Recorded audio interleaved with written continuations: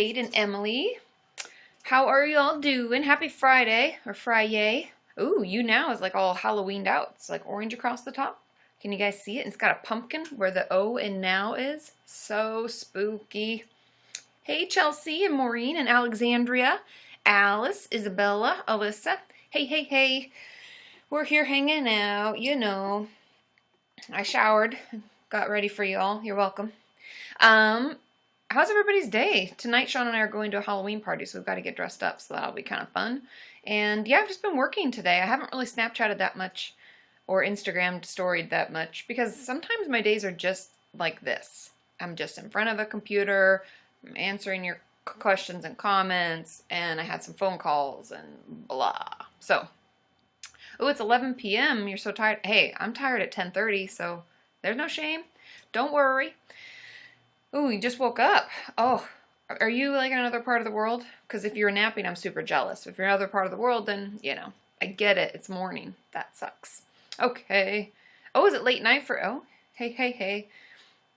Oh, it's 9 a.m. in Australia. Oh, it's already Saturday. I always forget, like, the vast amount of, like, distance that we have. What? Oh, Sean's giving signals. Oh, it's just sign language. Yay, I'm so glad that you guys were able to get on. Hooray! Yeah, 11 p.m. in a lot of places. Wow, wow. Oh yeah, that would be in the UK. You'd be 11 p.m. How exciting. Hooray, hooray. Oh yeah, and school is over. That's what I was thinking. Maybe this is late enough for you guys that those of you who are in school or work are hopefully out. I know that those in California probably aren't because it's only 3 p.m. here. But, you know, I got a party to go to. I got to dress up. If you watched my most recent video, I dressed up with Jocelyn. We were Rosie the Riveter. You can do it. If you haven't watched it, you should check it out. It was actually a really fun craft. And the funny story about it is that Jocelyn and I filmed that the Friday before, so like last Friday, but her card for some reason was programmed wrong and it didn't record anything. And the only bummer was that she was dressed up really cute like a Boy Scout, and she had like a coonskin cap, and it was, oh, so her costume was so much better the time before, but we weren't prepared this last time, and so she just borrowed some of my stuff and made it work. So, give this a thumbs up and let everybody know, and if you can share this like on your Twitter, on your Facebook, let people know that we're live. I know that this was kind of last minute for a lot of you, and I'm sorry, usually I'm much better. And I'm also going to go over to my Patreon account. I posted a post over there earlier, and we're trying out a new thing where I'll go over there to that post, and anyone who, ooh, now we're trending. Look at us go. Yay, yay, yay. Oh, yay, you invited your fans, Chelsea. Thank you.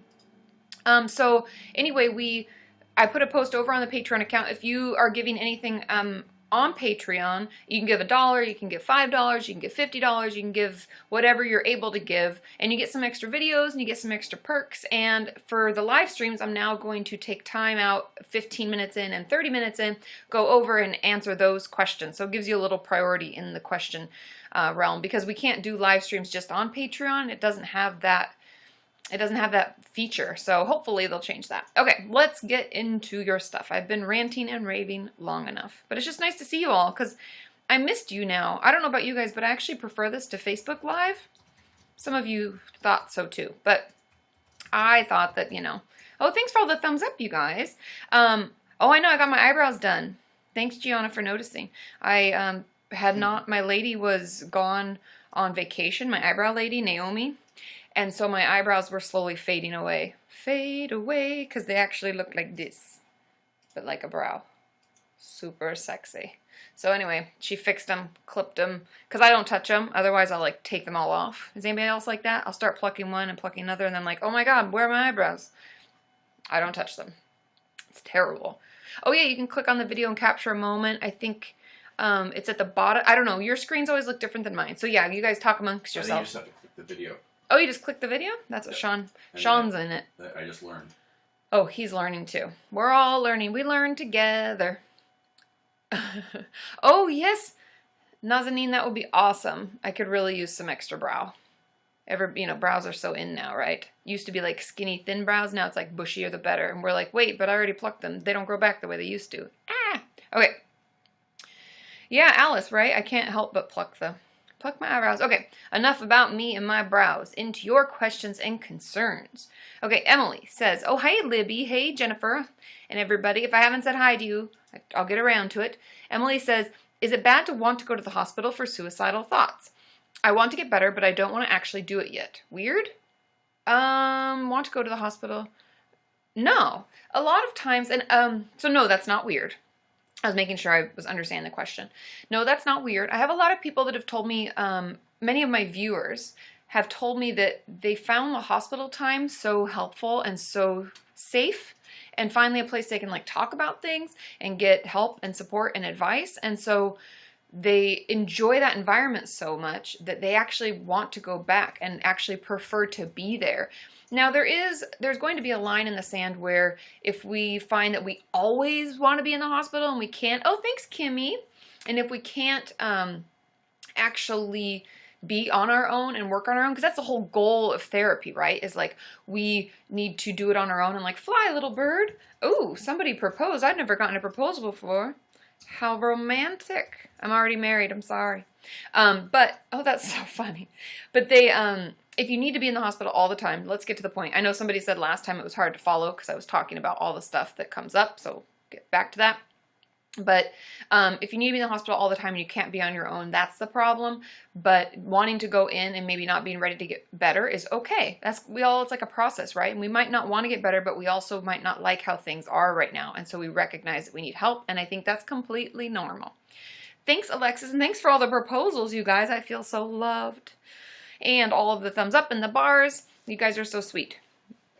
Okay, let's see. So we're going to go for a few more questions, and then we'll guest some people. So if you want to guest, be our guest. Is Wascally Wabbit on? I don't see them yet, but be our guest. You know, they always say that. So yay. Okay. Yeah, and you guys can share this. You can like this. You can become a fan, and that way you'll be notified when I'm doing live streams if they are last minute. Because sometimes I just do them willy-nilly. We never know, right? Oh, Wascally Wabbit is here. Okay. So we'll have some guests in a minute. Ooh, Smashing Pumpkin. I used to love Smashing Pumpkins, the band. But let's get into, okay, Justin says, is depression hereditary? It is. We're still learning more. I'm actually going to, oh, thanks, Allie. I'm actually going to be doing a video. We haven't planned anything. She's still researching it and everything. But do you remember, and why am I forgetting her name? The geneticist, Alex. I want to say Alice, but I think that's because somebody named Alice just asked a question.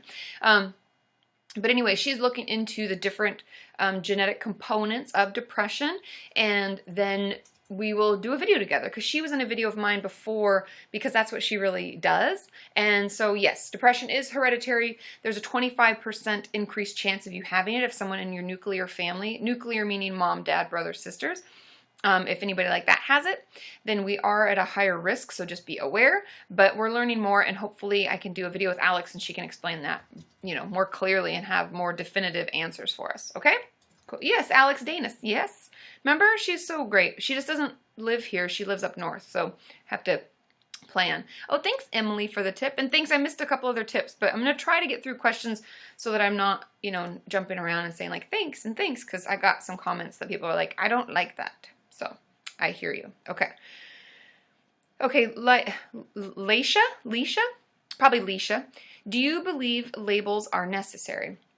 You mean labels like a diagnosis? I'm assuming that's what you mean.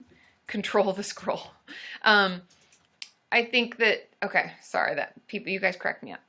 Okay, so do I believe labels are necessary? I actually don't.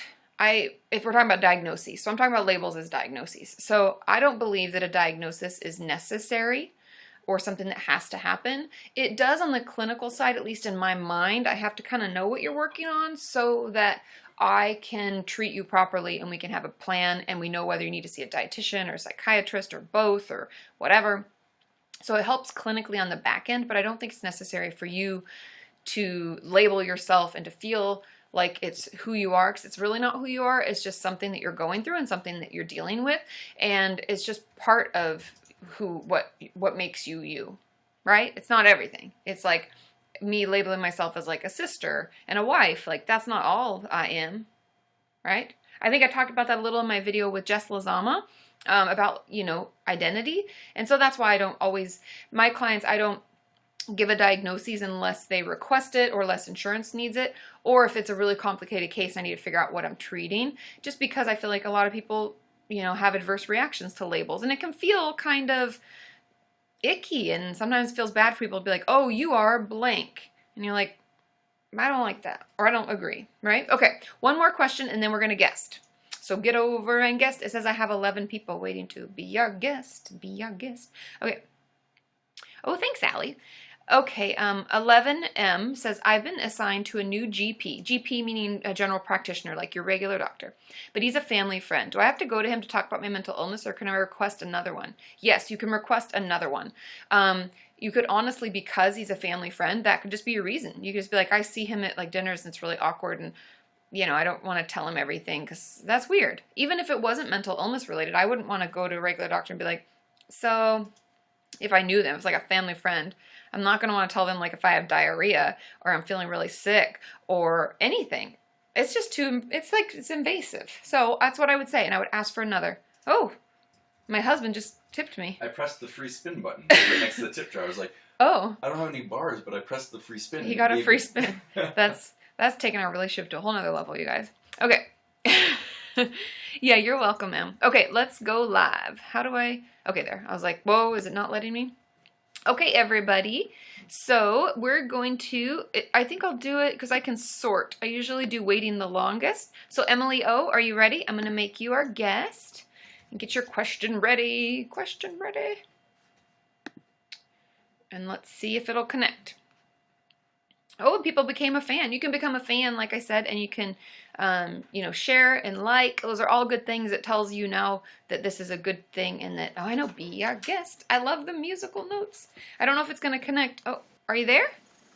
Hi. Can you hear me? Hey. Oh, hello. Yeah, we could be trendy, Wasco, but you're so right. I don't know what happened.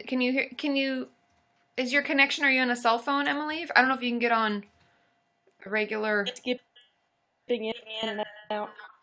Oh. I'm gonna drop you, Emily, but then we can try again in just a minute. See if you can get a better connection, okay? Because I don't hear you at all. It's frozen. See if you can get a better connection. I'll look for you, Emily O, okay? So I'll drop you for now. Okay, we'll get another guest. Okay, it looks like Libby is here. If all of you remember Libby. I thought Sean was gesturing, but he's putting on his headphones. Okay, Libby, are you ready? Hopefully you have a good connection. I know last time we had trouble getting you connected. Hey, I'm here. Good connection. Magic. Yay, ta-da! How's it going? It's going good. Meet my new dog.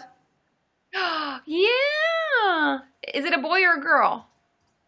Nala is currently taking a nap. I tried to move her onto my lap and she snarled. Nala? Is that what you said? So, Nala. Oh, cute. Nala. Cute. I love puppies. Yeah.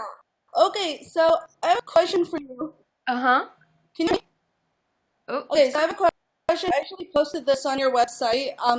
So probably answered quicker than I thought. Yay! What do you call it?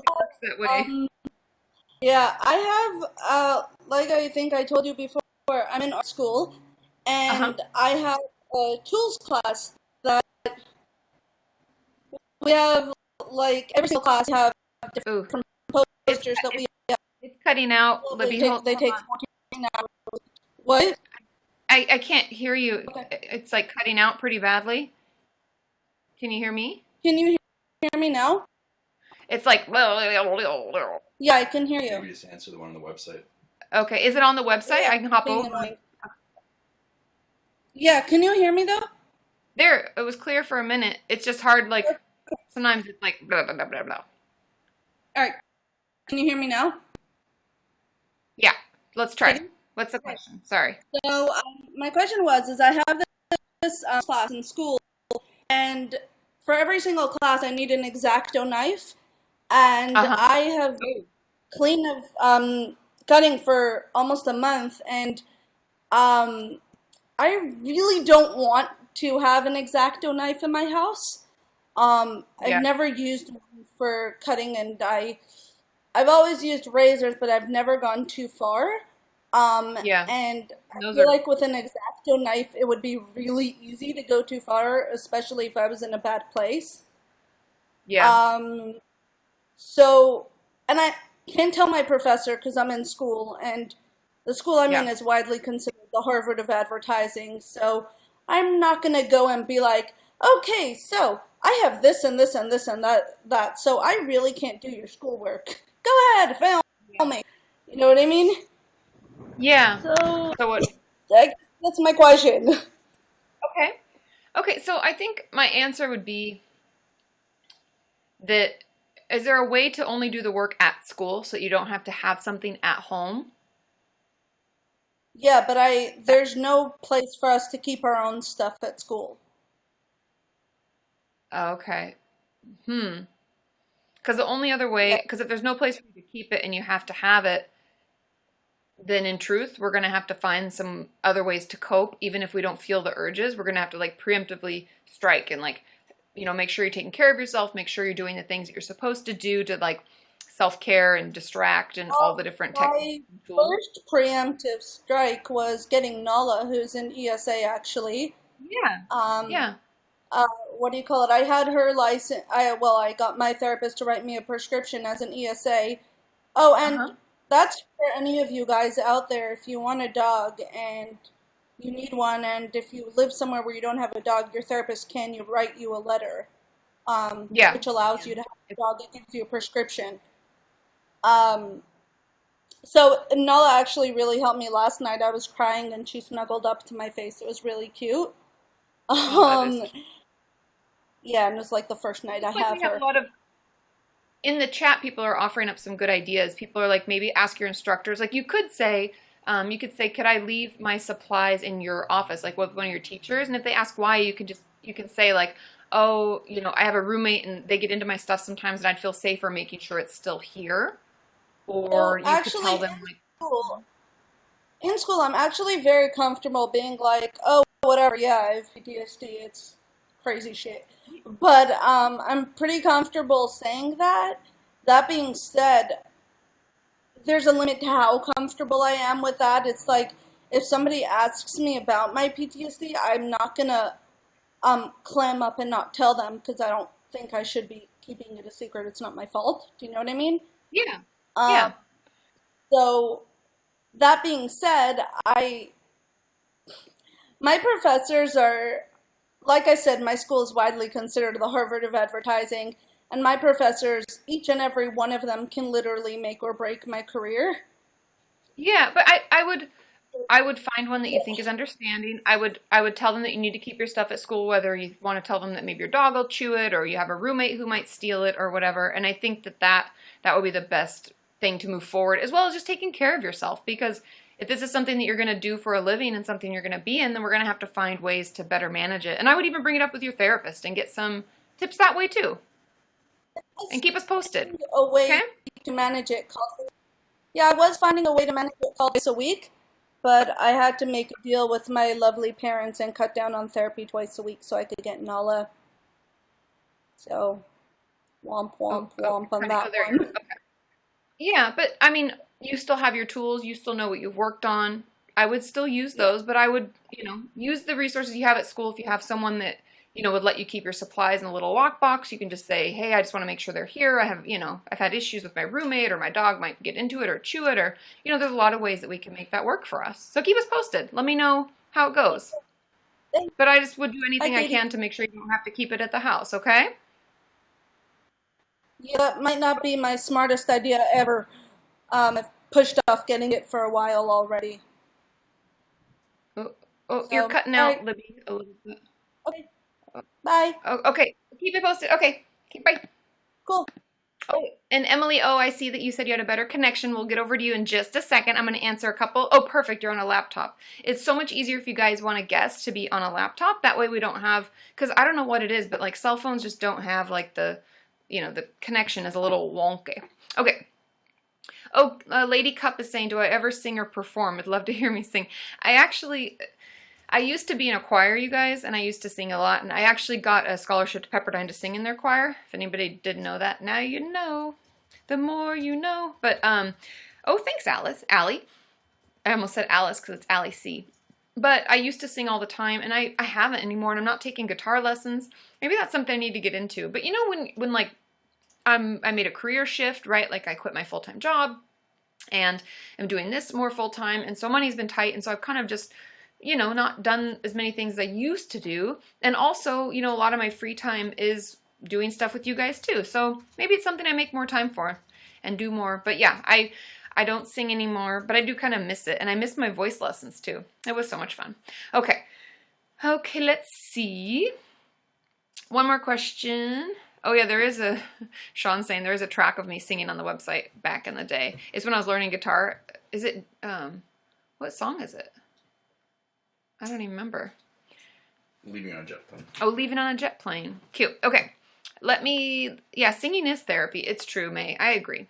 Okay, one more question, then we'll hop over. So whoever wants to guess, actually, Emily O, I think was who it was. I'm going to put you up first because I know that we had trouble last time. And I know you're on a better connection. Okay. Oh, thanks, Lee. Okay, Tiffany says, I'm currently doing my university annotated, oh, why does it jump? Annotated bibliography on mental health and education in the UK. I would love to hear your thoughts on how, oh, it cut out. That's all it told me. I don't know. I don't know what the question is. Okay. Oh, U.S. education does or doesn't help. So I'm confused. I'm currently doing university annotated bibliography on mental health and education. Oh, so mental health education around mental health. Yeah, and they don't really help. It's something that I'm hoping to change. It's one of my like global goals, and I think I've said this many times, is to speak at schools more and to speak at younger. I mean, ideally we'd start the whole time. Like we'd be talking about mental health forever when we're children so that we never have that thought like something's wrong with me or I'm weird or I can't tell anybody about this. Like that would never happen. But right now my goal is just middle schools because I feel like that's usually when we become aware of our mental health. For most people, that's when we, you know, start feeling like shit sometimes, or we have, you know, PMS for the first time. We're going through different hormone changes because of developmentally, those ages are, you know, just so exciting. So yeah, so that's kind of my goal. And I do think that there needs to be more education because I remember in different classes that I took, whether it's like health ed or sex ed, none of them talked about mental health at all. It was more like periods and deodorant, and it was just so ridiculous. So yeah, that's something I think that the U.S. as a whole, especially because I found out, Hannah Hart, a good friend of mine, told me that they don't even teach sex ed in all 50 states. And I was like, what? That's what? Oh, thanks, Jasmine. So I thought that was really ridiculous, and that's something that we need to change as well. So that being said, those are goals of mine. I think the U.S. is definitely lacking because we don't teach sex ed in all 50 states. When we talk about health, there's no mention of mental health. And yeah, so everything is, we just need a better system. Okay, let's go over to our guests, and I'm going to do my best to find where, how come, sometimes it's like, they'll show up and then I don't see. Maybe go to the waiting. Maybe just joined. Well, no, because I remember I'm gonna do her again. I'm trying to find you. Well. Why? It says 17, but then it doesn't show me. Alphabetical. That's what I was looking at. Oh. Maybe she's not in line anymore. Are you still on? Wasn't it Emily O? Was that right? Am I remembering it correctly? Yeah, it doesn't look like she's on. Yeah, I don't see you anymore. So, well, moving on to the next Okay, one. well, next one. Okay, so if you get back on, let me know. Waiting no longer is yet. Alice, are you ready? I'm going to make you be our guest. Be our guest. Wascally Wabbit, what would I have done without that? It's so perfect. Hi, Alice. Are you there? I can't hear you.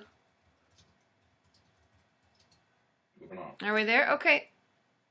Well, if you want on, just let me know, Alice. Okay, I'm going to drop you for now. Okay. And Sean's like what do they call it when you're like, move it, the planes, go, go, go. He's like, next, do it, answer the questions. Next time I'm going to put Sean on. Well, don't you think that will be funny? I think that will be funny. Okay, Maureen Van Dam, that's I love that name. Okay. Are meds the only option for derealization? I've been having it constantly for 4 months now. Meds aren't the only option. It depends on, so for those of you who don't know, derealization. Remember my video on depersonalization, derealization? Depersonalization feels like you're watching yourself, like you're outside of yourself. Derealization is when you feel like you're, like everything around you isn't real and like you don't know where you are, or it just feels foreign in general. And you can watch my video about that for a much better explanation. But that's like the short, we're in a live stream kind of explanation. And for that, there actually are a lot of other things that we can do. One of them being grounding techniques. Have I done a video about that called grounding techniques? Maybe I should, because I think that that's something that we should talk about when it comes to trauma. If your derealization stems from trauma, which most often it does, it's usually because of that traumatic experience that we find ourselves like, it's our brain's way of coping. It's honestly like an amazing, like pat yourself on the back. We survived it. Thanks, Allie. We survived it and we feel better and all that stuff. And so that's why we do it. And talking through the trauma and processing through it, giving some extra support, grounding techniques, all of those are ways that we can do it without medication. If medication isn't something that you want to do, I would try those things first. I find headphones can really help keep people present. It depends on what it feels like for you and where you experience it. Like some of my clients, if it's depersonalization, it's them, and the grounding techniques really help bring them back into their body. Some of them will even like pinch themselves or have like rubber bands they snap, headphones they put in, clay that they feel. I'll have them count colors in a room. How many reds do you see right now, right? We've got the one in the painting up over here, and we got my shirt, that kind of stuff. But then if it's derealization, sometimes it's more about like textures, like what do I feel? What is that thing there? Do I know this? What, like taking it external like that. There's a lot of things that we can do to bring us back that don't include medication. And I actually don't know of any medications that are specific to that, but I'm not a doctor. So I'd talk to your doctor, but I would also see a therapist and come up with some other techniques, okay? And let us know. Okay. Let's see. Control the scroll. What's this control the scroll chat, you guys? I feel like Sean knows and I don't know. Oh yeah, you're welcome, Maureen. I hope that that's helpful. Okay, I don't know if I have a video on grounding stuff. Does anybody know? Maybe not. And if so, then let me know. Let me know in the comments of my last video if you want me to do it. Just comment and be like, yes, on the grounding techniques, because then I'll add it to my list, because I'm filming not this weekend, but I think next weekend. So it'll give me time to put it together. And I can just offer them up and show them maybe. I can show myself doing them. So then you feel like you can actually do it. Okay? Okay, ready? We're going to guess someone. Waiting the longest. Okay, we ready? Uptari, are you ready, Uptari? It looks like you're going to be our guest. Be our guest. I hope you're ready. There's a lot of you waiting to guest. You guys like the guesting, don't you? That's the one thing about Facebook. I don't think there was an option to guest. Was there? I don't think so. Only thing it was nice, I could control the scroll. If that's what you guys are talking about. Oh, I did one with Brie and Chrissy. You're right, Erin. Oh, yay. Hi, Uptari. Hi. How are you? I'm good. Good. What's your question, sweetie? So, I was in school and I don't really talk to anyone, but the teachers are pushing me to talk to people, and they've put me in a group with people who are very loud and very obnoxious. And Ooh. it's insanely hard to be in that group because of like I don't really like to. Oh, it cut out. Is it just kind of overwhelming? Yeah. So are you forced? You can't get out of the group? I've tried to get out of the group, but all the other groups are full, and Oh. they know blah that I don't like them to know, but they know due to a counselor, but and they put me in that group, and I don't like. And then they won't let you get out, kind of thing, because they're thinking it'll help. Okay, so there's a couple things we can do, and that sucks. I'm sorry. That's really hard, because that just shows the lack of understanding. Like, not being social doesn't mean that if you force me with people who are extremely social, it's going to make it better. It might actually make it worse, which I'm assuming it probably feels worse, right? Because you're like, oh my God, these people are just too much. And I think you said it kind of cut out, but did you say you talked to your school counselor? Okay. Because I would go back to the school counselor and but we'd have to instead of coming to the school counselor with the problem, we need to bring the solution. Because often I find school counselors are really overworked. And let me know if you've already done this, because like I said, it cut out a little bit. So I don't know if I missed something. But I think it's important that we come to the school counselor saying, I am open to socializing more, and I understand they're wanting me to be more talkative in school, and be like, I get that. And maybe it's social anxiety. So you could tell her, like, I feel really anxious. And so it would actually be a little more helpful if I was put with other people who struggle too, because then I wouldn't feel so awkward and it wouldn't be so intense. And maybe you have a couple classmates that you don't find so obnoxious or are more on your level, maybe just a slightly bit more social, and come with that in mind and say, hey, could we try maybe that for a couple of weeks? Because you can say, even if I do think I'm going to say something or be more social, they've already said everything I was going to say because they're so, they're just too much. And see what she says, because then we're coming with a solution saying, like, I'm willing to work on this, I understand, but then you're explaining your side and you're offering up another solution that would feel a little bit better. Do you think that maybe you could do that? I don't know if you like your school counselor, if he or she is nice, but hopefully. Do you think they'd hear you? I don't know.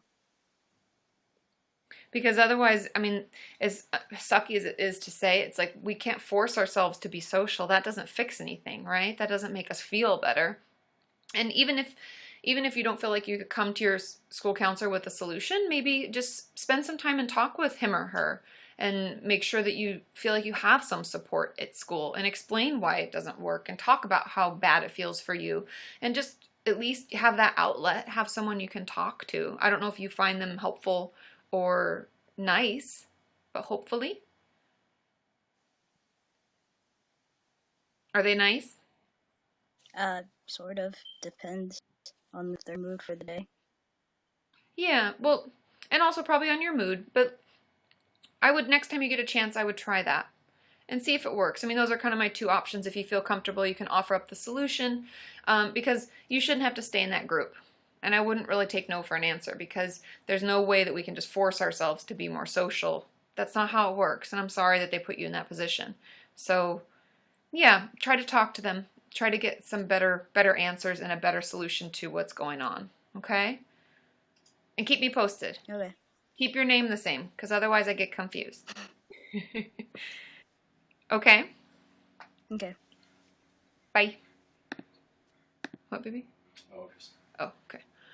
Thanks, Pebbles38. Okay, I'm going to do 2 more questions and then we'll have another guest. And it looks like, just to get you prepared, it looks like Kai Hill, am I saying that right, is the next one up. Get ready, Kai. Oh, thanks, Emily. Okay, so 2 more questions. I know that is stinky, right, Wascally Wabbit? It's like, it just sucks because people think, it's just the stigma, right? And it's the fact that people don't understand mental illness, and they don't understand like anxiety or social anxiety, or why all of the many various reasons why we might not be very social. And they think by forcing us into a social group, are you kidding? That would make it so much worse. Because when people are too chatty and you're not chatty at all, sweet Jesus. Oh, hey Rua from Puerto Rico. I hope I said that name right, and I'm sorry if I didn't. Ooh, and Ashley became a fan. Oh, it's pronounced like the letter K. Oh, K. Okay, K is up next then, so get ready. Thanks for letting me know. Sorry, because I will say things, just how it looks to me. Okay. Oh, thanks for reminding me, Jennifer. You guys, since this is a new thing, I'm going over to Patreon. I missed the 15-minute window, so I'll go at 30. I'll go now and I'll go at 45, okay? Sorry, Patreon people. It's a new thing. I've got to get used to it, and it happens so fast. How has it already been 30 minutes? How? Okay. I'm going to my post. And so if any of you are wondering what this is, because we weren't able to do like a regular Patreon live stream, there's okay, cool, yay! I've made a post on Patreon, and if you're a Patreon patron, you can get into that post and you can comment below and leave your questions. So I will get through a couple of these questions here. And there's a ton of videos on there too. Yeah, and there's a lot of videos, Sean's saying too. I do at least 2 extra videos a month for those who pay for the extra videos. Okay, Nikki Fitch says, hey Katie, could you talk a little bit about how to break the chains of emotional detachment? My counselor and I have talked about how I don't cry in session when talking about deep issues, and about my frustration with not being able to feel. Do you have any advice on how to begin to feel again? I had a similar question. I don't know if it was you, Nikki, on the website, but somebody had asked about that. And It's something that takes time because often it's done as a protective measure. So when we have a really bad trauma or a really big stressor, we cut off the emotion. We zone out. We stuff it down. We detach from it. And so for many of my clients, it can feel really overwhelming for me to say, oh yeah, let's just dig right into that. Let's open that back up and let's talk about it. They're like, whoa, that is way too much emotion. I don't feel safe with it. But as we start teasing it out and working little by little with our therapist on it, it actually can start to feel better and we can start to allow ourselves to feel things. And something that I have my clients notice, because it's going to be a process, right? It doesn't happen like, pew, fix, and we're all done. Oop, I bumped my table here. So I would talk with your therapist and, it sounds like you are processing through stuff, so that's really great. But then I would start to notice physically what you do when you talk about it. Because yeah, we're not crying, but there's usually other things that we do when we're having a hard time like that. And examples of that would be like, I might swallow or tense my shoulders or my neck. I might even make my hands into fists. I might curl my body up, like pull my legs into my chest. All sorts of things like that, because usually there's a physical manifestation of it, and we'll actually do something physically to show what's happening emotionally, which is shutting down, stuffing it, cutting off so that we don't really feel it. And so I would encourage you to notice what happens and try to do a few things that feel a little bit uncomfortable. Like if it feels really uncomfortable to move, I would encourage you to keep clay in your hands, keep your hands moving. If it feels a little too scary to to look at your therapist in the eye, I would encourage you to do fleeting glances. I would try to challenge that innate response, because it's very normal, and we didn't all of a sudden just decide to cut it off. It took time, right? So we have to slowly reattach little by little by doing things that are a little bit uncomfortable and processing through that with our therapist. So I hope that helps, Nikki. Keep me posted on this, because this is something that it takes a little time, but it does end up feeling better and helping out. All this will help out in the end. Okay, so Emily on Patreon said, Katie, someone I trusted more than anyone else in the world has really betrayed me and broken my confidence by telling that I was abused as a child. I'm really struggling with this right now, and I feel really stuck because on one side, I didn't know how to move past the anger I feel towards her, and then on the other side, I feel really guilty for being angry. Like I want to let it go and go back to normal, but I just can't seem to. I'm just wondering if you have any advice on how I can move past all of this and try to forgive her. Okay, Emily, this is going to be hard to hear, but it's not going to be like we can easily move past it and forgive her. We have to talk to her. And we have to talk to her in the best way we can, in the calmest manner that we can, okay? And so we're going to have to sit down and we have to explain why it was so hurtful and why you don't want that stuff told out loud. And on the other side, we need to continue to work on this in therapy, because the truth of it is that if we share information about ourselves, and the more we talk about that, and the more that we talk with our friends and our family, people who are supportive and loving, the less power that has over us overall. And so it's actually really, really helpful to keep talking about it. And I know you're not at that level yet, but as you keep processing it through, I have a feeling this wound will start to heal on its own from you doing your work. However, it is important for us all to learn to communicate with our friends, even if it's a hard, uncomfortable conversation to have. Make sure that we take the time to communicate with them and let them know why it was hurtful and that we don't want them sharing stuff like that. And you can it's fair to even say, hey, I don't know if I can trust you with things for a little while, so give me some time as, you earn that trust back. That's fair. They broke your trust, so that's something that has to be earned back. We can't just give it back.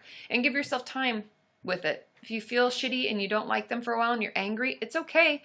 Anger is an okay emotion to have. It's not something that we have to run away from and stuff down. We can feel angry. You have the right to feel angry. Someone hurt you, okay? Oh, thanks, Jasmine. That's so sweet. Okay, cool. So I did 2 on Patreon. I'm going to guest someone, and I'll come back, Jennifer. I have 2 Jennifers in a row with questions, so I'll come back to yours in just a minute. Thanks, Jasmine. Okay. Are we ready? Kay, you're the guest. Kay is the guest. I'm going to get some water. It says you're in Great Britain, so it must be nighttime. Okay. Oh. Are you there? Hello? Oh. It's making a... Oh. I don't know if you're on a... Oh. Sorry, guys. Kay, if you can get to a better a better connection, maybe on a laptop or, oh, thanks, Jack. If you can plug in somewhere. I'm going to go to the next person, but we can try again. Hopefully get a better,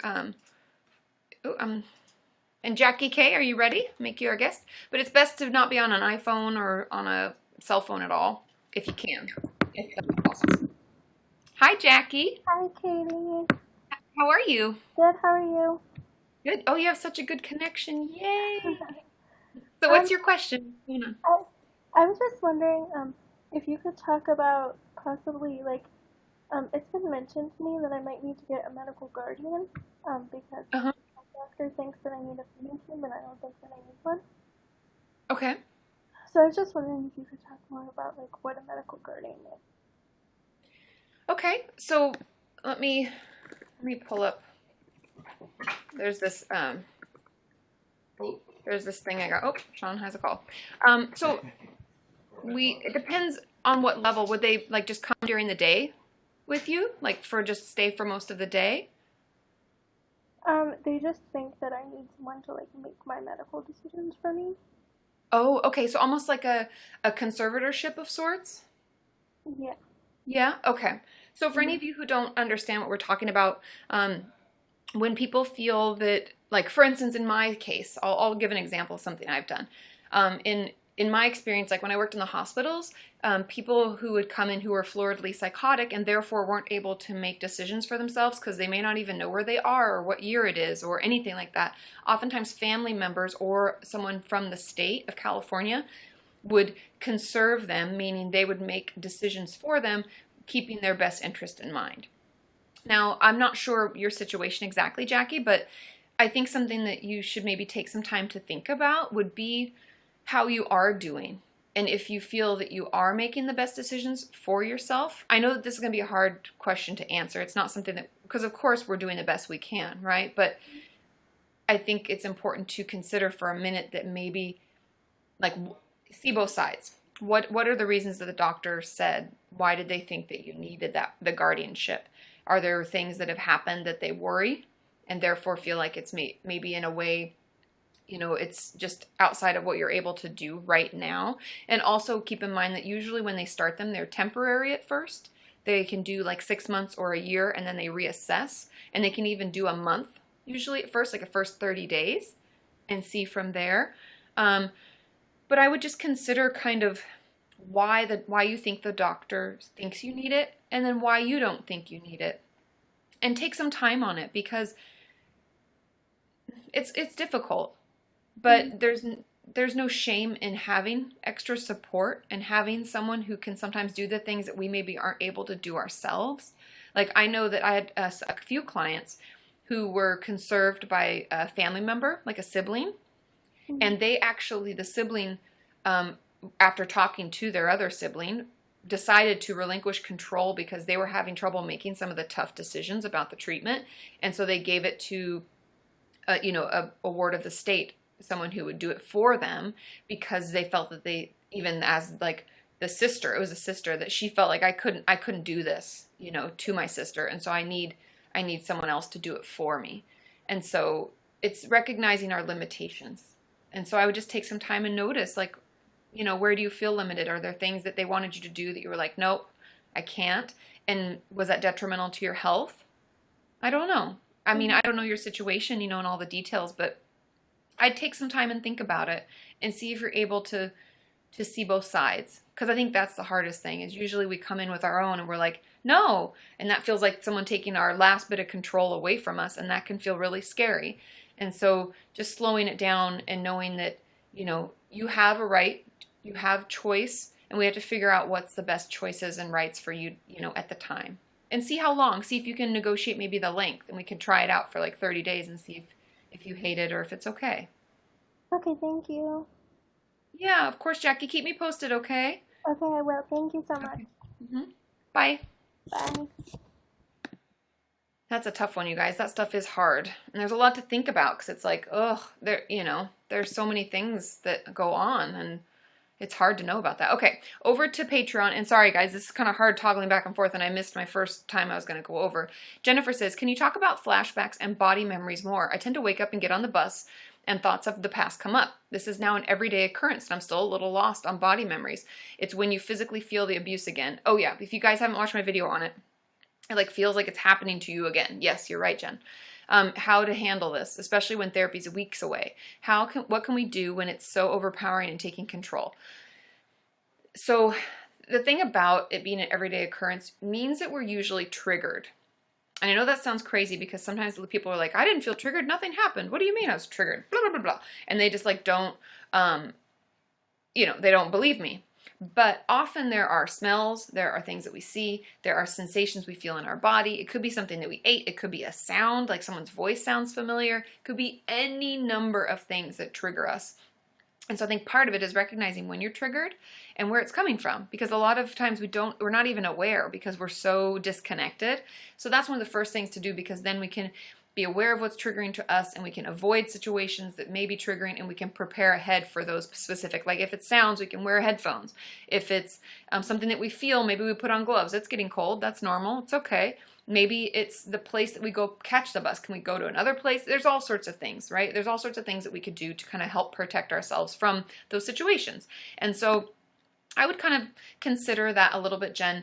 And also something that helps a lot of my clients is always keeping distraction tools with you, whether it be headphones with a nice relaxing playlist, or it could be really jarring music that helps bring you back and, get you out of your body and force you into hearing the music. It could be clay or putty, like Aaron's Crazy Thinking Putty and Silly Putty are my favorites. It could be the Tangle toy. I sent those out on Patreon a couple months ago. I sent Tangle toys. Those really help. Coloring books help. Even as silly as this sounds, some of my clients really like it. They'll like do their nails, and I know these are women, but men can do their nails too. And like the focus of it and the filing and like doing that when they're on the bus or when they're just at home can actually kind of bring them back a little bit. Or massaging yourself, that can help. Yoga helps. There's a ton of things. So just make sure that you're recognizing where it's coming from, and then we can tackle it from that point, okay? One more question over on Patreon, and then I'll go back into YouNow and answer your questions. Another Jennifer says, when things go wrong, my thoughts turn to suicide. I have BPD, but have been turned down for more therapy on the NHS. I can't go private, so please give me tips on how I can change these automatic thoughts, or is it just a sign that I do need more work on my depression? Unfortunately, it is a sign that we do need more work on our depression, especially since it's such a knee-jerk reaction. And that usually comes, in all truth, and you guys can, in the comments on YouNow, you can let me know, but in all truth, I find that suicide is usually because we feel really hopeless and lonely. Those are usually the two that my clients talk about the most when they're really suicidal. And the fact that you jump so quickly to it means that we're already probably at a really low level. And so we need to get some extra support, and we need someone who can get us out of that. And in all truth, like when I ever have clients who go through these big suicidal bouts, usually medication is what we turn to first, just to get those thoughts at bay. I know that sounds really scary because they usually end up putting them on lithium, which for a lot of my clients is super scary, and we talk through it and talk with their psychiatrist. But if the depression is so bad that this, automatically turn to suicide, that sounds like it's pretty bad, and we probably do need more help. And also I want to acknowledge the fact that she did say that she has BPD. And part of BPD, and something that I want you to understand, and something that you can also do to help yourself, so yay, there's hope, right? There's hope, is that BPD is really impulsive. And we honestly, that's why I love the term, they say BPD people feel like emotional burn victims. That's like such a good description to me, because everything feels like so much. We feel so overwhelmed. Everything's so intense, and we feel it like, oh, and we go from 0 to 100, like, I love you, I hate you, boom, boom. It's so fast, right? It feels so overwhelming. And so some of the things that you can do, and I actually am maybe I'll do some more DBT tools and techniques and videos. Let me know below my video with, what was my last video? It was the craft with Jocelyn. Leave it in the comments below that and let me know if you'd want more DBT techniques and tools. But there are a lot of different tools that you can use, Jen, to or Jennifer, I don't know if you prefer Jen or Jennifer, sorry, I made that jump, to help you slow down the process. And a lot of my DBT videos are helpful. There's a workbook that you can buy on Amazon that's in if you go on katimorton.com, it's in the widget, like the little Amazon, it's like at the bottom of the screen, it's like a little square. I think it's like $15. It offers some little tools and tips and tricks to help you slow down that impulsive response, so that we're like, oh, hey, I'm really upset. I had a shit time today. What am I going to do to make it better? And instead of feeling like, oh my God, I want to kill myself. Because that's going to be how it feels sometimes. It's like, pew, we go all the way to it. And so hopefully those are some helpful tips. But let me know. Message me on Patreon. Let me know how things are going. And if you need a link to that workbook that I'm talking about, let me know and I will shoot that over to you. Okay? Now, oh, Sam says, I can't look at my therapist. Is this normal? It's very normal, Sam, when we have a really difficult session or something really hard that we're going through. It can be really hard to look people in the eye and talk about that. That's okay. Take your time, but try to work on it and at least bring it up. I know that sounds silly because your therapist notices it, you're noticing it, but at least bring it up in session and be like, I know, I'm not looking at you and it's something I want to work on, but it's just really hard for me right now. So that at least they know that you're aware and that you can, you want to make it better and you want to get better at it. Cool? Okay, Nazanin says, what do you do when you feel like school has done everything they can do, but you're still struggling with social anxiety? This is going to suck. Are you ready? Because I actually have a client in the same position right now. We may have to take a break. And I know that sounds crazy, and I know you don't want to, and I know that that's a shit answer, but we have to put ourselves first. Mental health is important. We have to take care of ourselves. And if they've done everything they can do, like, I am not lying. I'm not making a client up. I have a client who's going through this exact same thing, and we had to withdraw from school for a bit. And I know I've talked about it before. I think I have a video on IEPs and withdrawing from school and like what that looks like, because sometimes we just have to take time off to help ourselves first, to get our mental health in line. And therapists can help you out with that. It's actually a really simple form that your parents and doctor/therapist fill out as to why you're withdrawing. And they still keep you usually on as a student, but you're not academically a student at that point. And then they check in every semester and try to get you back in as soon as possible. How come you can't take a break from school? That's just something. Oh, thanks, Dustin. That's just something that we can do here. Oh, thanks, Nicole, for sending the grounding techniques worksheet. Yay! Yeah, I have a bunch of free worksheets on my website too, guys, if you haven't checked those out. But I would do that. I would take a break, or that's the best thing we can do sometimes. Oh, I know you don't want to miss everything, but if we don't take care of ourselves, you're going to miss everything anyway, and we have to nip it in the bud. It might just be a semester, but we've got to get the help that we need. And if you have a holiday period, like most people have like 3 weeks off or something, see if you can get some stuff done in there and take some time for yourself. Maybe go into a short inpatient term or get some more intensive treatment. Maybe do a day program. There are a lot of ways we can help ourselves, but if it keeps getting worse, honey, I'm sorry. Like, trust me, you're not missing out on you're not missing out on that much by taking a break. You have to take care of yourself first. And often many of my clients who take breaks can sometimes do like an online class here or there so that they're actually not behind and then they can get right back in with everybody else. Okay? I'm sorry. I know it's a shitty answer, but it's the truth. We got to take care of ourselves.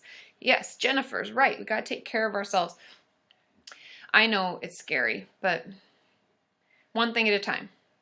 We can try to get more help now while we're in school. Maybe we lower our class load. That's what I did with my client. We lowered her class load first, so she was only taking like 2 or 3 classes, and then she had a tutor that would come, and then she had more free time, and then we slowly did it versus just like boom, all in nothing. Because you can take part-time class courses. You can do like 2 classes. I think was actually all she was taking there for a while. So okay, I'm gonna go to Patreon and answer another question. Okay. Wait, okay, sorry. I'm like, which ones have I answered? Emily says, I have a friend who often cancels plans every last minute or just doesn't turn up. And I feel it can make me feel really paranoid and rejected. Of course it can. But although I've told her that it upsets me, she continues to do it. She has depression. She always apologizes afterwards and says she's having a really bad day. I do value her friendship and want to be a good friend, but I don't know what to do because although I know it's her depression is contributing to her behavior, it still really hurts me. Do you have any advice? Okay, and this is going to sound silly, but it's the best advice I got because I don't like being stood up either. Nobody likes a flaky friend. I don't like to be a flaky friend, but it sounds like her depression is what's causing it, and she does want to be there for you. But we know, any of us who struggle with any kind of mental health issue, sometimes we literally just can't, no matter how hard we try. And the truth about this, Emily, is that what I would do is I would never plan to just meet up with her. I know that sounds crazy, but always plan with another friend in mind. Make it maybe 3 or 4 of you get together. I don't know what your situation is friend-wise, but that means that you'll never be stood up, and then you will have someone to hang out with and do, because maybe you're really needing the social outlet. That's how I feel. Like, usually when I'm going to meet with a friend, I'm so excited because I'm like, oh, I finally get to talk about this, and I want to vent about that, and it's like cathartic, and it's also therapeutic in its own way to meet with friends. And so if you're feeling like that's what's, that's what you're looking forward to, and that's why you're feeling let down, I would continue to talk to her about it, obviously, but then I would make plans with other people as well. And at the end of the day, if she's not able to be a friend right now, it's okay to take a break from a friendship. Not meaning I don't want to be friends with you ever again or you need to have a fight, but maybe we just don't make as many plans with her. Maybe we make plans with other people, build other relationships for now, because maybe she just has to work on herself. And then she can come back, right, when she's doing better, and you'll get to see her more, and she can be more present. Because we all know if we force people out and they feel forced to come, even if they're feeling like shit, it's not going to be a good time anyway, and they won't really be there mentally because they can't. And so those are some of the options and ideas that I have. Yeah, and I hope that helps, because I know it's hard and it sucks, but it sucks for her too. And so I see both sides, but she has to take care of herself, and you have to take care of yourself. And so finding ways to do that versus worrying about her and being, setting it up so that you feel hurt, because we can't count on her right now, and that's okay. And letting her know that's okay, but also recognizing that is a fact. We can't count on her right now. She's working on herself. What can we do to help us? Who else can we see? And what else can we do to get time in with our friends? Okay? Oh, are we trending? Oh, we are trending, you guys. We're number 5. Ooh la la. Okay, let's see. Okay, we got a few more minutes. I'll do a little bit longer, just because I'm having a good time with you guys. Okay, Megan on Patreon asked about EMDR, and I have a video about it, Megan, so you can actually search the video. I talk about why it works, how it is, what it looks like when we go. Trust me, it's nothing to be scared about. It is always overwhelming at first when we're starting therapy in any facet, especially when we know we're going into like trauma therapy, so it's okay. Breathe. Know that the first session is usually just a warm-up of them getting to know you, just like always, getting you comfortable in this space, letting you know if they use tappers, they show you what they look like, or if they use headphones, they let you know, or if they have you follow their finger. Yeah, and they kind of talk you through it so that you feel comfortable. Watch my video about it for more information. Okay, so Bethany on Patreon, this is an interesting one, and spoilers, it's kind of related to my video that's going out on Monday. Says, hey Katie, I've been triggered a lot lately, and I'm trying my hardest not to self-harm or purge, but I've found myself drinking a lot. Why is that? Thanks. This is so interesting because, will I be doing any more guests? I'll try to do a couple more guests, you guys. I'll do 2 more guests, and we'll do 4 more questions over here, okay, once I finish this one. Deal? Deal? High five? High five. Okay, so, the reason that when we stop trying to self-harm, or we stop trying to purge or use our eating disorder, any of those unhealthy coping skills we use, then another one comes up, because we're still numbing out and we're triggered. And so what it means to me, Bethany, is that you don't really have any other coping skills. We don't have any way else to get that out. And there are so many ways that we can kind of vent the trigger, or vent that energy that's causing us to want to use the thing that we're coping. It helps us cope better. There are other ways, and trust me, I know it takes like 5 healthy coping skills to half replace 1 unhealthy one. Why that is, I don't know. It's the way our brain is. It's our reward system, but I don't have time to get into that today. But I know it totally sucks. So make sure that you have 10 healthy coping skills that help you. And I know it's hard, and you're like, but I don't want to do that, Katie. Fuck this. It's terrible. I know it's hard. Stick with it. Give me 15 minutes. Well, actually, first give me 5. See how that's doing. Try your headphones. Try putting in positive music before you drink, before you self-injure, before you purge, before you do anything. I want you to breathe. Do my relaxed breathing technique video. You guys remember that from forever ever ago? I'm actually in a red shirt in it. Not this red shirt, but red shirt. Do that. Then do something to care for yourself. Do your nails like I talked about. Put on a face mask. Watch a favorite TV show. Call a friend, text a friend, get on KatiMorton.com, chat with those people, color. People are waiting to guest with me, it tells me. All sorts of different things. There's a whole list of It's on Tumblr. There are tons. I'm sure if you look for a tag of like distraction techniques or distraction, you'll find them. There are whole lists of things that you can do. Some simple, some, like baking cookies requires like a whole thing. And if binging and purging is a struggle, we don't want that involved. But, coloring and all sorts of things, Jalen. There are all sorts of things. We need to get you 10 that you like that help a little bit, just a little bit. Just like, things don't quite suck so bad right now. That's all I'm going for. I need you to keep doing them and work it from 5 minutes to 10 minutes to 30 to hopefully an hour. I have my clients, after they've stopped doing their distraction techniques, wait 30 minutes before they can act on anything, and that usually nips it in the bud. Okay? Try it. Stick with it. I know it's hard, but you got this. Okay. Heather says, do you have any clients with an eating disorder that are on disability? I don't currently, but I have. And here's why. Because their mental health issues had been so debilitating that they couldn't keep a job. That one client in particular had passed out at work at one point, and then would oversleep and not show up and would call in sick because she was, and all sorts of shit was going on. And so we applied for SSI, and I had to fill out a form. It's a really simple form for a therapist, like checking boxes.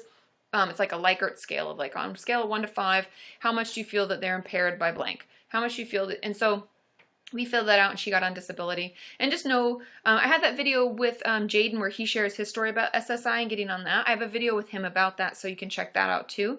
But just know that there are resources out there. There are things that we can do. And any mental health issue, if you need disability, you need some support, you can get it. Okay?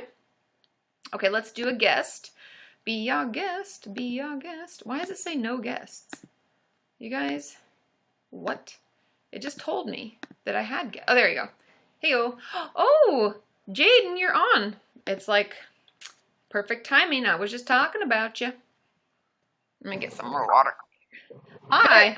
That was perfect timing. What can I say? I went to the grocery store and I saw you were... And I thought of a question. What's the question? So I started IOP for my ED this past week, and the other day I was so triggered I like exploded in the group. So like, how do you handle being in group therapy and being triggered by something brought up in the group to a point where you want to explode? It can be really hard. There's a couple things. So when I used to work at the eating disorder clinic, we managed this all the time because it's going to happen, right? And you never know. Some people might not even be struggling with the same thing as you, but something they say, you're like, fuck, like, oh my God. So, one, you can leave the group. I don't know if there's rules against that. We sort of had rules against it, but it was okay if you can breathe and you can say to the therapist, be like, I just need to step out for a minute. You can do that. And then center yourself, whether you have a mantra, whether you do some breathing techniques, whether you just like clench and release your fists. Sometimes, oddly, that helps. I think it's like the frustration and the like, anything like that. Make sure you have a plan with them. I would put together your own little plan of like, what am I going to do? And if you can't leave, if you feel like all of a sudden like, boom, I'm triggered, we need to come up with something that works for you. That could be keeping clay in your hand during group. That could be having a breathing technique you do while you sit there. Like the 4x4 breathing is pretty easy. No one usually knows you're doing it. But we're going to have to slow down your response. And so part of it's going to be you recognizing what the triggers are. Right. And talking about it in your own therapy. Like, why is that so explosive for me? Why do I feel repressed memories? And I was like not expecting this trigger. Like 10-year-old repressed memories. Yeah. And that's the thing about groups that can be so terrible but yet wonderful, is that sometimes we don't even realize the shit that we're dealing with, until somebody brings it up. But there are things that you can do, and I think a lot of it's just awareness. Like, we didn't know. There was no way you could have planned for this. That's okay. It's okay to have a hard time and to have something really trigger you and feel like you flew off the handle. That's completely fine because we didn't know. All we can do is learn, right? Right. So I guess the first stage is like letting it go. That's okay that happened. Yeah. And we're just going to try to learn from there. So yeah, consider what triggered it. Consider if you ask if you can leave sometimes. Don't make a habit of it, obviously, but if you are triggered, you need to step out, give yourself a 5-minute break and come back. Let me know. Message me. Let me know how those. Yeah, I'll shoot you an email or something. Yeah, sounds good. But yeah, Alright. keep me posted. See if those help a little bit. But it's normal. Know that that happens all the time. We just have to figure out a way that works best for you to manage it. Alright. Thank you. Yeah, good to see you. Good to see you too. So I press end? Okay, Huh? yeah. What? Yeah, I'll I'm talking to myself. Bye, Jaden. Okay, cool. Okay, we're going to do a couple more questions here, right? And then we have one more guest we're going to have, so get ready. And Kay, you said that you had a better connection. I'll try to find you if I can, because it didn't even bring up anybody, and then all of a sudden it was like, pew, so weird. Okay. Darkness28 says, hey, Katie, is it really weird that when I talk about cutting, it makes me feel better? No, of course not. There's two parts to that. Number one, often when we're talking about something that's really bothering us and is really distressing, of course it feels better to talk about it. I always say that to my clients in session. I'll be like, I know it feels like shit right now, but just the fact that you're talking about it and we're like acknowledging that it's there helps us feel better. Ta-da! That's why talk therapy works in general, is just getting it out of our head and out our mouths. And we're like, yeah, that was shitty. I felt bad. We're like, now I'm not alone with it anymore. So there's that portion to it. The second is, if we're not acting on the cutting, sometimes that can trigger the same portion of like our reward system in our brain. And we're like, yeah, that was amazing. That felt so good, even though we know it's not good. And it can release the same type of feeling, and therefore we feel better. So yeah, that's completely normal. Okay? Let me see. We're going to have a guest. Be our guest. Okay, let's see. We have... Oh, why is it? It's not refer. Oh, Stephanie. Are you ready, Stephanie? And I'm going to see. Kay, I couldn't find you in there. But we'll see if it... Maybe you're not in there anymore? I don't know. Let me know. Are you there, Steph? Yeah, I'm here. Oh, hey! How's it going? I'm really excited right now. Oh, yay! And it's late there, because I get your accent. I assume it's like midnight? Yeah, can you hear my accent? It's a strange A little thing. Yeah, no, it's gone midnight now, so it's a bit silly, really, me being up this late, but hey ho. So it's a wild Friday night. Whoop, whoop. Yeah, so I'm a trainee therapist, actually. Oh, hey, congratulations. Thank you. I'm in my third year. I don't know how it is over in America, but we have an advanced diploma, and then you do your fourth year for your degree, then go on to your master's, doctorate, whatever you want to do. Oh, okay. So I was wondering, do you do placement? Do we what? Do placement? Kind of. So the way that it works for us is like, for me, for instance, I'm not a psychologist, so I didn't have to go to 4 years on top of my undergrad 4 year. I just did 2. And then during the 2, it's not a placement, but we call it a practicum, which turns into an internship. And we just have to go get a job essentially where we work for free. Yeah. Kind of the same thing. Yeah, same thing. Just different. We just have different words for it, right? Yeah, definitely. So I was wondering, how did you combat your nerves? Or if you had nerves, I'm assuming you did, for your first clients, and how long did it take for you to feel like you were getting into the swing of it? Okay, that's actually a really good question. And so I'll share a little story, you guys. So my first ever client, Steph, was a 9-year-old girl. And it was actually great because she was younger, right? And so I'm already an adult, so it almost felt like I was babysitting in a way, right? And I had my structure, I had like the toys that I wanted to play with, and it was our first session, so it's more of like a get to know you. Yeah. And so I met her, and I don't even know if I remember her name or not, but the clock in the room went out. So like halfway through session, it's like flashing the 12 o'clock. I'm like, holy shit. And I'm in like a room, because I worked at this free clinic, so it was like there's all these different rooms, and I'm like, oh my God, I'm going to have to knock next door and ask what time it is at a certain point, but I don't want to do it too early, because then... So I was definitely stressed out. I was totally nervous. And the truth of it, something that I've always told myself and told, other people who are becoming therapists and my friends who are getting licensed after me, they don't know it's your first time. Yeah. And so just... My biggest fear was being asked, how many clients have you seen before me? Yeah. But that's the thing, like, they don't ask that. I've never been asked that, and no one knows. And I could relax a little in that, knowing that nobody knew. Yeah. And at the end of the day, when you're feeling really stressed and you're in the situation, like, remember, I don't know if you've seen my video, like therapy from a therapist perspective, but there's sometimes where we don't know what to say. And something I've come to be okay with doing is saying, I'm not sure where to go from here. And I'll think on it and I'll be quiet for a minute, because I'm a human and it takes me sometimes a little bit to process what's happening and put it in like all the things we've learned, right? The structures of therapy and like how we treat and like, is this a trauma? Or was this just an instant? You're like thinking about it, and it's okay to acknowledge what you're doing. And so sometimes I'll say that as a way to fill the space so they don't think that I'm just being silent and expecting them to talk. But also, most of my clients just talk the whole time.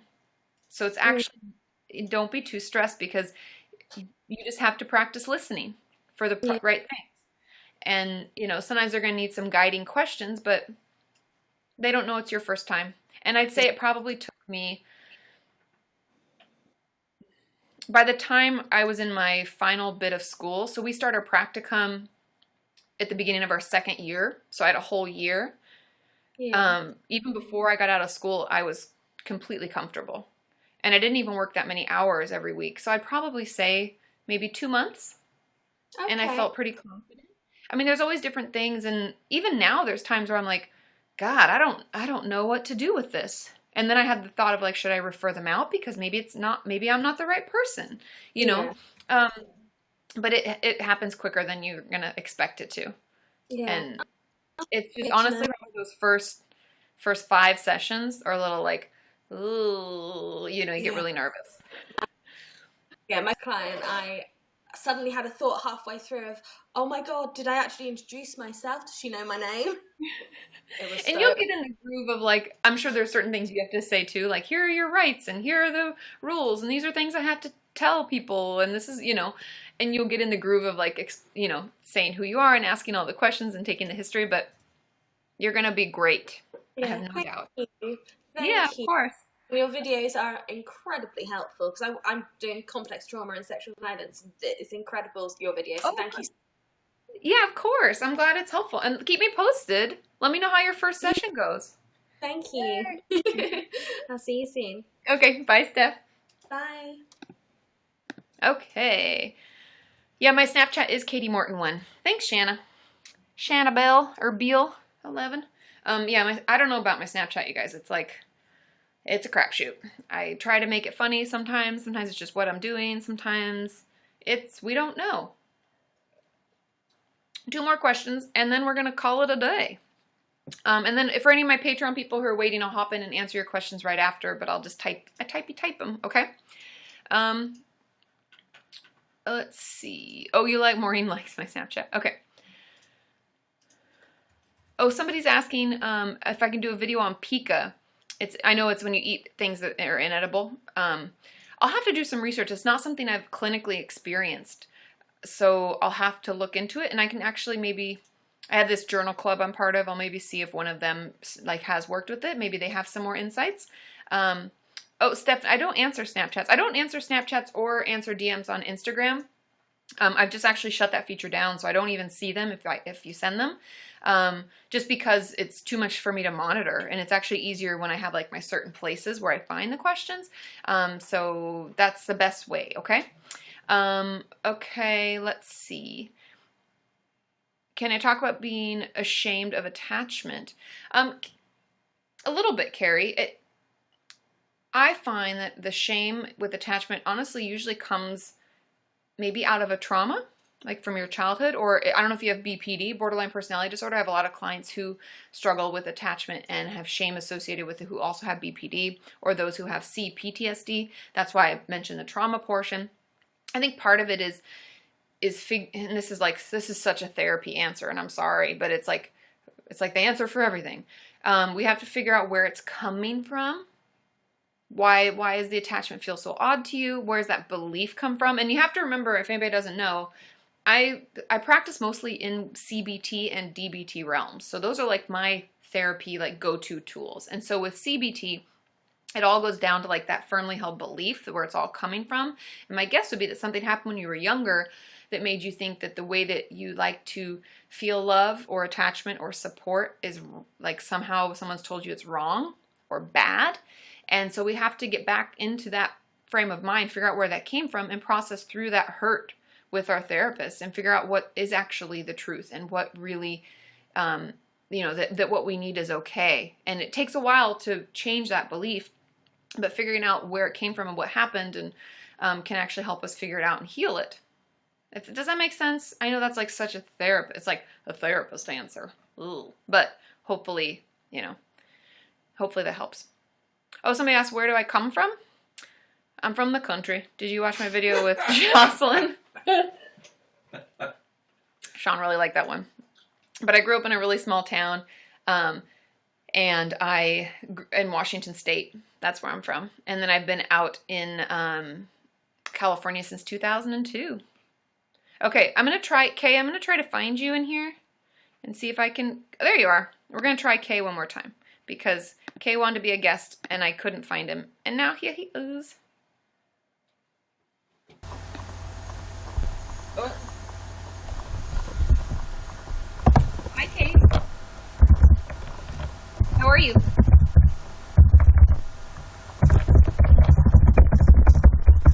Oh. Do you have a question?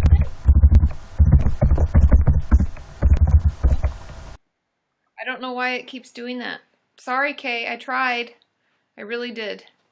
I know. I don't know what's up with the connection. We'll try again next time. I'll look for you. Now I know because it looks like Kai, and I have a relative whose name is Kai. Okay. Put my water down. Oh, Wascally Wabbit wants to know, is that a Wabbit pillow? It kind of looked like it was. I have to agree. Okay. That's so weird, Kay. I don't, because then when I click over, it's like. Yeah, you could hear him typing. Yeah, I could hear you typing. Sean could hear. I'm sure everybody else could hear. Okay. Oh, Sam, congratulations. 7.5 months clean. Insert excited music. Cha-ching. Okay. Let's see. Let's answer a couple more questions and I'll let you get on with your Fridays. Go have a good time. Relax. Watch some TV. Have a glass of wine if that's okay with you. Have some tea maybe if wine's not your thing. Okay. Oh, Carrie's 29 years sober today. That's amazing. And no, some spoilers. Monday's video may talk a little bit about that kind of thing. Okay. Georgina wants to know if anybody can recommend a book. Oh. You want to go? Yeah. I can recommend a book. Are you guys ready? Are you ready? Okay. Oh, it's already Saturday for you guys. Yeah. Well, have a happy Saturday and enjoy your afternoon. Okay. Arena says, my psychologist and school counselor told me that they think I need heavy therapy, but I don't feel like I do. What should I do? Oh, yep, everybody knows. Of course this is the book I'm going to recommend. Oh, why is it blinking like crazy? Maybe it's the foil? It can't handle the foil cover of Buffering. Bufferingbook.com. You can pick it up. Actually, it's also at Barnes & Noble's. I went to her signing in LA. Can it handle it? Yeah. It's such a good book, you guys. And this isn't just because I love Hannah and think she's amazing. It's because it's so real, and it talks about not only mental health and how important it is, and Hannah's dealt with it a lot from her whole entire life, and she does a lot of her personal work herself, and I'm so proud of her. It's such an amazing book, but she also talks about the system and how difficult that is, and all the personal growth and stuff that she's done to work on herself. You guys, it's amazing. And spoilers, I'm in it. I actually didn't know until one of you told me, because I wasn't to that part yet, but it's such a good book. Yay, Hannah. Yay, Hannah. Okay. But I was talking about if people think, I forget the exact question, but it was like 2 people feel like you need more intensive, in-depth therapy and you don't believe that you do. I would honestly have to go back. Do you remember the person, I think it was Stephanie was her name. No, I think that's wrong actually. Jacqueline or Jackie, who I had on as a guest who was talking about the guardianship. It's the same type of advice. When people are telling us that we need more help and we don't agree, it's okay to not agree. And you may be right. I'm not saying that you're wrong. I'm just saying that we need to consider their point of view. That helps us in all conflict. Not that this is conflict, but in disagreements. It's important to be able to see your side, which is so easy for us to see our own side, but then to consider their side. Have they given you reasons why they think? And what are those reasons? Are they valid? Are they true? Is it true to you? Are you really struggling as much as they think you are? Why is it that you don't want to get therapy? Because therapy can be beneficial and we don't have to be ill or sick to get it. Do you guys hear me? You don't have to be ill or sick to get it. You could just go into therapy. And so I think that that's kind of what that would be my thought on that, is just consider both sides and then consider what's actually best for you. And sometimes it helps if we can't do it for ourselves. Imagine what you would tell your best friend if they were in that same situation, or a loved one in general, family, friend, whoever. If they were going through that, what would you tell them? Chances are it'll be what's best for them overall. And so that way you can kind of like remove yourself so you're doing what's best for you. Okay? Oh, when am I coming to England? And this will be my last question, I guess. When I'm coming to England is in April of next year. I don't know exactly the travel plans yet, but I'm coming to Amsterdam for VidCon Europe. Yay! And I've never been, so I'm super excited. And I get to meet all of you lovely people over there. And so I know that I'm going to be there. I'm going to be in Germany potentially. I'll let you guys know my travel plans because Sean and I haven't even started. That's something we should actually do, by the way. We haven't even started planning. Ooh, lastly, we're going to Peru. Have fun, take pictures, share. Want to live vicariously through your travels. And so anyway, so I'll be going there, and then I will definitely come to, I'm thinking I'll probably swing by London. That's my guess, just because I know that that's like a hub for a lot of people. I know a lot of you can get there. The trains all go there. And so, ooh, can you turn that down?